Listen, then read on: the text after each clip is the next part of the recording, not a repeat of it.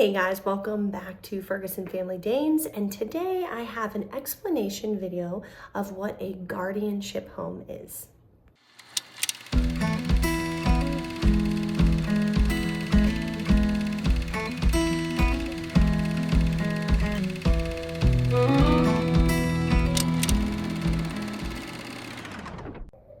So I thought I had done a video on a guardianship home and what that is. Also, before I get started, I want to show you Clover down here. We have had her for a little over a month. She is going to be a girl that we, Lord willing, are going to add to our program. She is a beautiful blue fawn mantle, and she carries tan point and chocolate, and we plan on pairing her with our Remy boy. Here's Remy. So they should have some beautiful, beautiful babies, chocolates, blues, fawns. There may be some blacks in there. I don't know if we'll get any mantles or not. Hopefully, if the mantle gene that she carries is long enough, we should be able to pair or to get some mantles. You cannot genetically test for mantles, so I don't know if Remy has it, but it is in his lineage, so I guess we'll see. So we're super excited about her.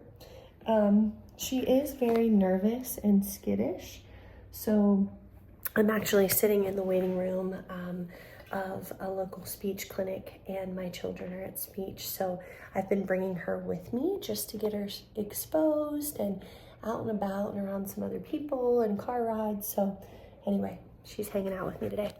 Okay, so a guardianship home. First of all, if you don't know what that is, get on our website, and there's a guardianship tab that you can click on. You click on that guardianship tab and scroll down through all of the information, and it will go into way more depth than what I'm going to tell you on here. I was going to do two separate videos, a guardianship home and a retirement home, but I think I can cover everything in one video. So a guardianship home is when we have a puppy that we produce at our house and we want to add that to our program. We find a family and they have to be local, within probably an hour and a half, local to us. And then, once that puppy hits 8 weeks, that puppy can go home with that family. We have one dog right now that was from Benelli's third litter, and this is Beretta. She is in our program, and she is our only guardianship home dog right now. So basically, Beretta's family, which here's a lovely picture of their family, they picked her up at 8 weeks, and then they are responsible for her. She lives with them. They take care of her, vet bills, food, all the things, just like a normal pet would be. The only difference is we require much more, and again, all of this nitty-gritty information is in our guardianship contract and the information on our website. So we expect a lot from our guardianship dogs because we want them to represent our program. So we require them to attend puppy class, obedience class, because we want them to be good-mannered dogs, able to be around other people, able to be around us. And then we require visits. So Beretta will come and stay with us for a week at a time, just so she stays comfortable with our family, with our dogs, with our home. She knows how everything operates. And then when it's time to breed that dog, male or female, they will come to us for the breeding. And again, their owners will be doing all the transportation and all of that.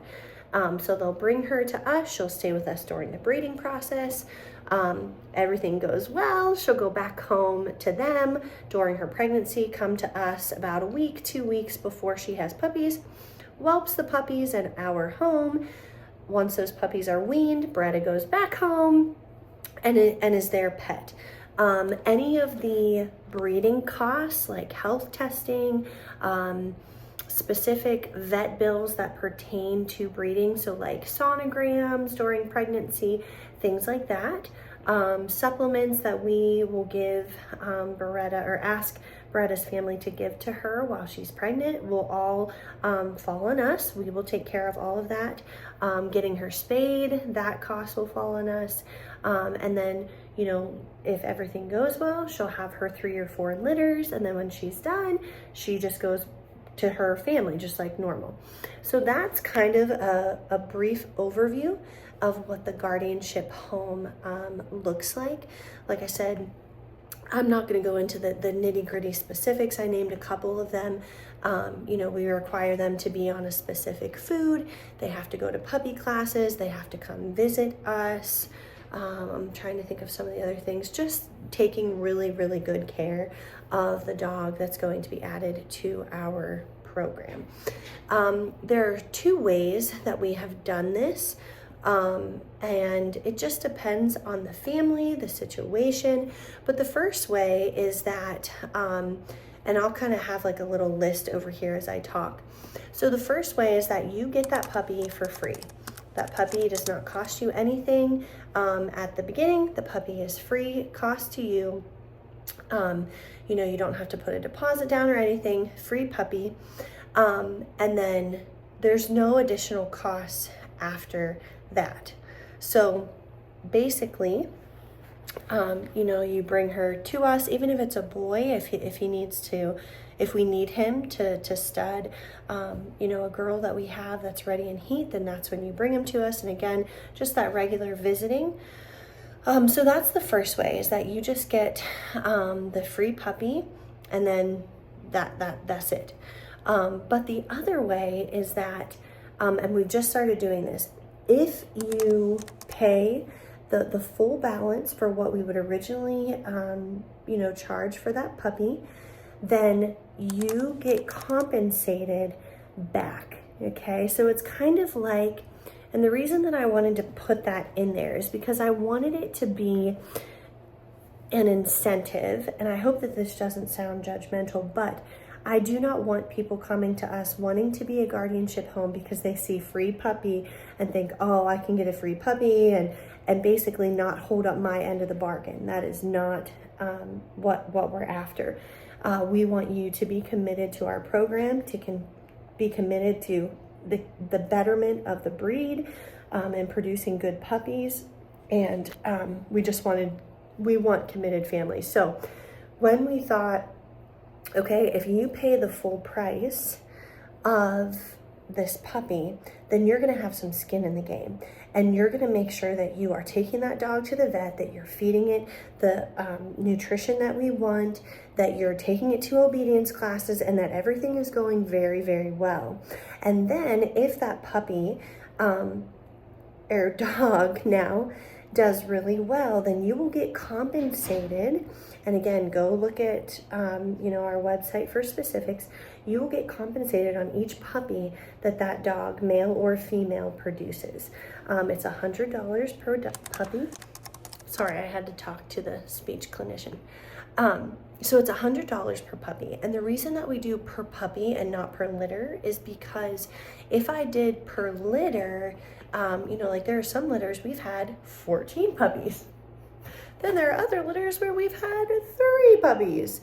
So I can't give you a price per litter. It has to be per puppy, because that's the money that we're making back on the puppy. So that is the guardianship home, okay?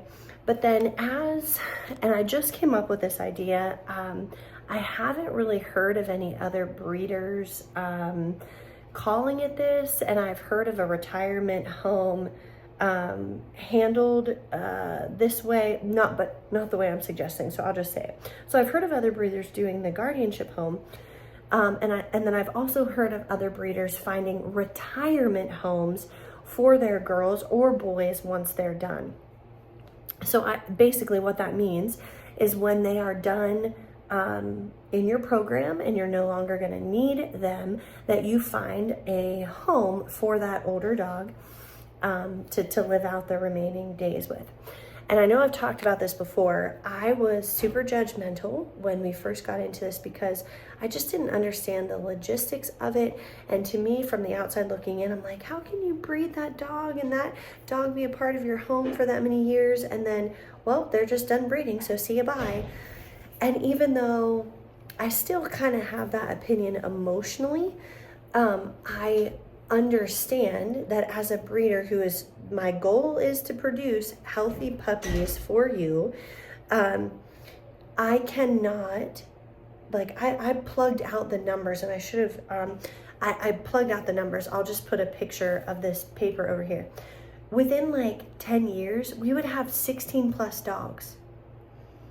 I don't want 16 plus dogs, guys. And the reason I don't is because I want to have a good relationship with them. And I don't have time to put into that many dogs individually and all of those things. So I thought, wouldn't it be, it would be more detrimental to try to run a facility with that many dogs and keep them just for the sake of keeping them versus finding a retirement home. So I do know some breeders that do that find retirement homes, and then I have other breeder friends that don't do that, and they do keep their dogs, and then they just don't produce as many puppies, which is totally fine. And I'm going to do another video on this. Whoa, sorry, I'm trying to hold my phone and my arm's getting tired.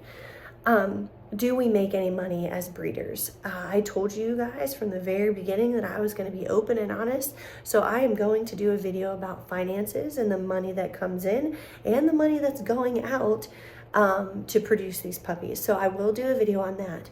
But that's the point. If I don't make any money, I can't produce any puppies. And holding on to 16 dogs and 10 of them are not in our program currently producing any puppies for us, we're paying for 10 dogs that are not bringing in any money. It just doesn't make any sense financially whatsoever, nor from the emotional point either. I can't meet and Great Danes are emotional dogs. That's one of the things that we love about them is that they're so loyal and so committed to their people. And I can't do that. Even with having that many children, if each children had a dog, it's just not doable. So, I have softened my views and totally understand where some of these other breeders are coming from. So with that being said, I felt like the Lord kind of gave me this idea of offering a retirement program as well.